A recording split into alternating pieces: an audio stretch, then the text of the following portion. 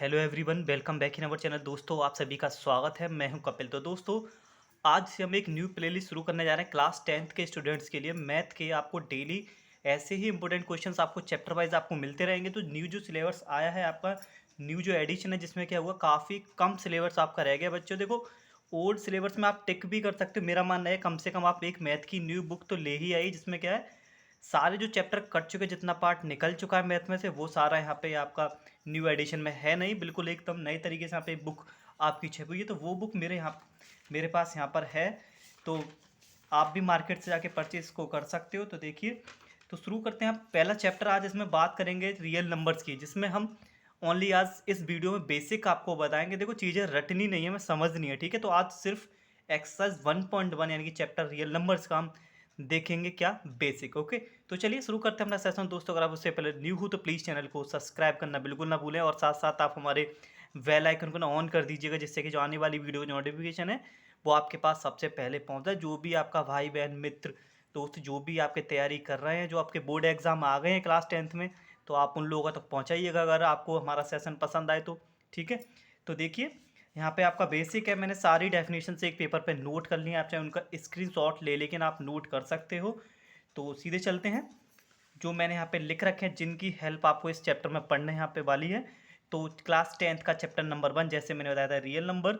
तो एक्सरसाइज 1.1 का basic. Okay, तो सबसे पहले आपको याद होना चाहिए इसमें जो यूज़ होंगी इस एक्सरसाइज में, फर्स्ट एक्सरसाइज में 1.1 में प्राइम नंबर और कंपोजिट नंबर, ठीक है। प्राइम नंबर और आपके कंपोजिट नंबर आपके क्या होते हैं, मैंने ऑलरेडी यहाँ पे लिख रखा है, बस आप समझते हुए चलिएगा सारा बेसिक। फिर हम आपको एक्सरसाइज कराएंगे अगली वीडियो में।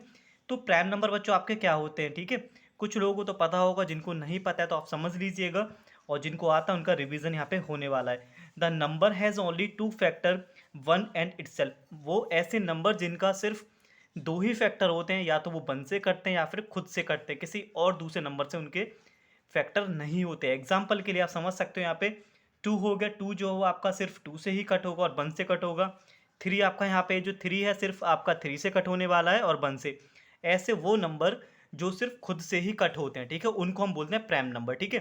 नाउ अगला क्या है आपका कंपोजिट नंबर। कंपोजिट नंबर आपके क्या होते हैं, जरा ध्यान से समझना। कंपोजिट नंबर वो होते हैं the number which is not prime, वो नंबर जो प्राइम नंबर नहीं होते हैं, ठीक है। प्राइम नंबर नहीं होते, इसका मतलब क्या है, दो से ज़्यादा फैक्टर उनके होने चाहिए। The number has more than two factors. Okay, तो ऐसे नंबर जिनके दो से ज़्यादा फैक्टर होने चाहिए, जैसे एग्जांपल के लिए फोर हो गया। जो फोर है आपका, देखो, टू से भी कट हो जाएगा, वन से भी हो जाएगा और फोर से भी हो जाएगा, यानी कि इसके तीन फैक्टर हो गए। सिक्स के क्या होंगे, वन से भी कट होगा, टू से भी, थ्री से भी, एंड इटसेल्फ सिक्स से भी। कहने का मतलब कंपोजिट नंबर वो नंबर जो जिनके फैक्टर दो से ज़्यादा होते हैं, ठीक है। आप इनका स्क्रीनशॉट ले लीजिए, आप यहाँ पे आप पढ़ रहे हो या नोटबुक है, आप वहाँ पे इनको नोट कर लीजिएगा, ठीक है। बात करते हैं अगली। इसमें जो यूज़ होने वाला है वो आपका होगा बच्चों यहाँ पे फंडामेंटल थ्योरम ऑफ अर्थमेटिक, ठीक है।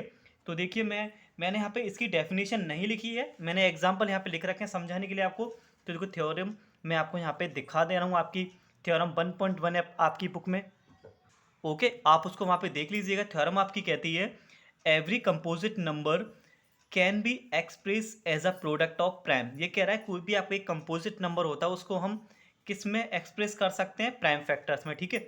And this is factorization is unique, और ये यूनिक होता है। A part of the form the order is not the prime of factor occurs.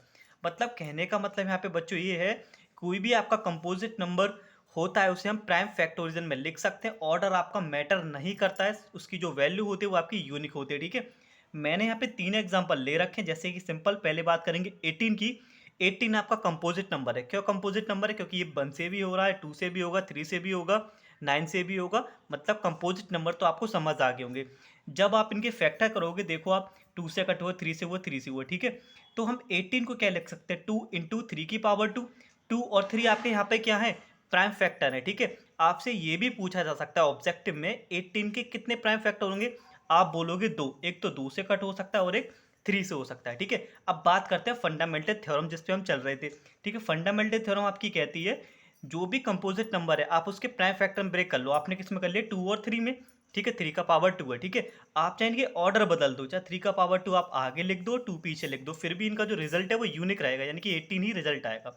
तो बात अगले 30 की भी कर लेते हैं। टू से कट होगा, थ्री से कट होगा, फिर फाइव से कट होगा। हम 30 को लिख सकते हैं टू, थ्री और फाइव। अब प्राइम फैक्टर की बात करूँ, 30 के कितने प्राइम फैक्टर बनेंगे? 3, 2, 3 और 5, ठीक है। ऐसे ऑब्जेक्टिव में बनते हैं क्वेश्चन आपसे।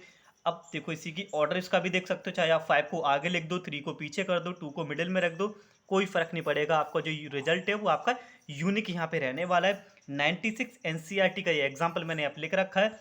जब आप 96 के फैक्टर करोगे तो आपके 2 आएंगे 5 टाइम, 2 की पावर 5 इंटू 3। तो हमने 96 को प्राइम फैक्टर में ब्रेक कर लिया, यानी कि 2 और 3 में। तो ये होता है प्राइम फैक्टर में ब्रेक करना, ठीक है। अब आप इसके ऑर्डर बदल दो, कोई मैटर नहीं करेगा, रिजल्ट आपका 96 ही यहाँ पे आने वाला है, ठीक है। तो बेसिक अगर समझ आ गया तो एक्सरसाइज आप इजीली खुद से कर लोगे। तो देखिए बढ़ते हैं आगे की तरफ, और आगे इसमें जो यूज़ होने वाला हुआ आपकी प्रॉपर्टी ये रही। तो ये है आपका product of two number is equal to HCF into LCM, यानी कि किसी भी दो नंबर का अगर हम प्रोडक्ट करते हैं वो उस अपने नंबरों के एचसीएफ और एलसीएम के इक्वल होता है प्रोडक्ट के।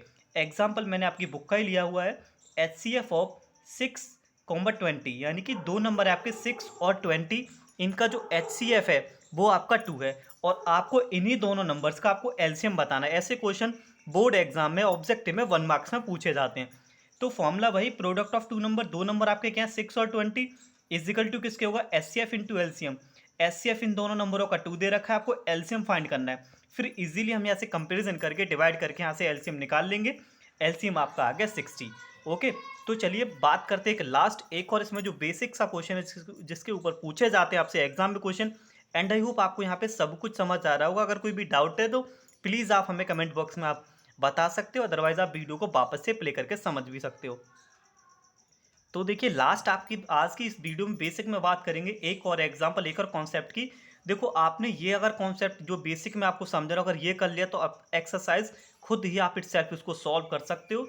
तो देखिए क्या है, अगर मान लो कोई भी नंबर है जिसके p की पावर n में दे रखा होता है, आपकी बुक में भी शायद क्वेश्चन नंबर 6 है, एक्सरसाइज में अभी मैं देख के बता रहा हूँ, हाँ क्वेश्चन नंबर आपका 5 है और आपका एग्जाम्पल पहला ही है।